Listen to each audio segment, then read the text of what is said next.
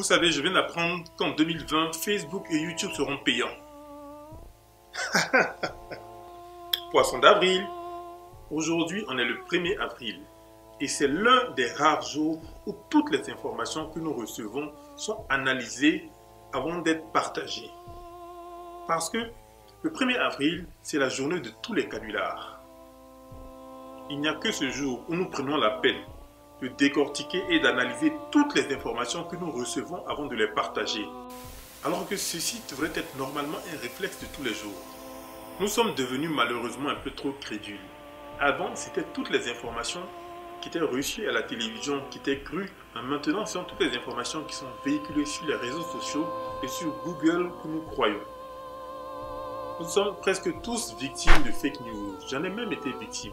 Au moment des élections au Nigeria, en décembre 2017, un média international dont je tairai le nom avait partagé l'information selon laquelle George Weah avait été élu au premier tour.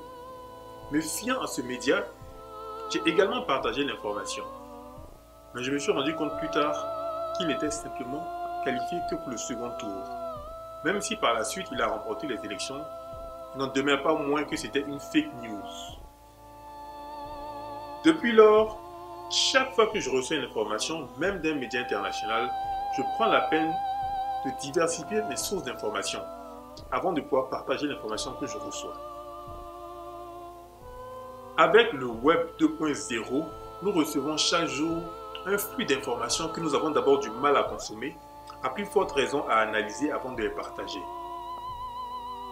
Avoir un moyen de pouvoir faire la part des choses, c'est-à-dire séparer la mauvaise information de la bonne information, s'impose à nous. Je voudrais donc vous donner aujourd'hui des tips ou des topos afin que vous puissiez vérifier les informations que vous recevez avant de les partager. Ces informations peuvent se présenter sous forme d'images, de textes et même de vidéos. Mais avant cela, laissez-moi vous donner deux conseils. Le premier conseil, c'est privilégier les médias qui sont reconnus. Je sais que certains d'entre vous vont me dire que des médias tels que BBC News ou RFI ou les agences Reuters peuvent se tromper.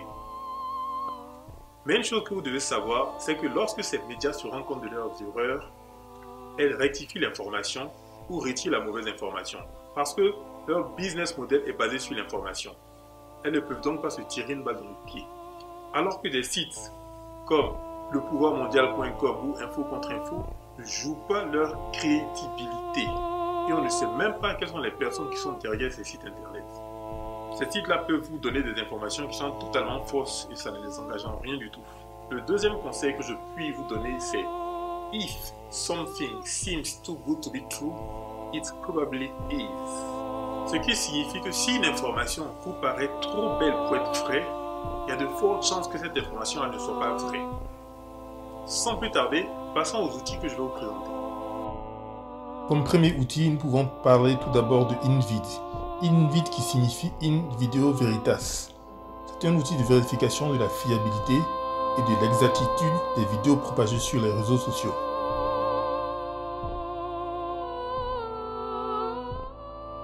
Après InVid, nous avons Oakbuster. Oakbuster qui est un outil que tout le monde connaît, qui est un site internet que tout le monde connaît. Ensuite, TinEye, qui est un outil de recherche d'images inversées. Je vais, dans une vidéo, prendre le temps d'expliquer véritablement c'est quoi les recherches d'images inversées et pouvoir développer en fait ces différents outils. Après TinEye, nous avons Forensically, le Decodex ou Decoder, qui est un projet également, un outil qui a été lancé par Le Monde, et Google Images.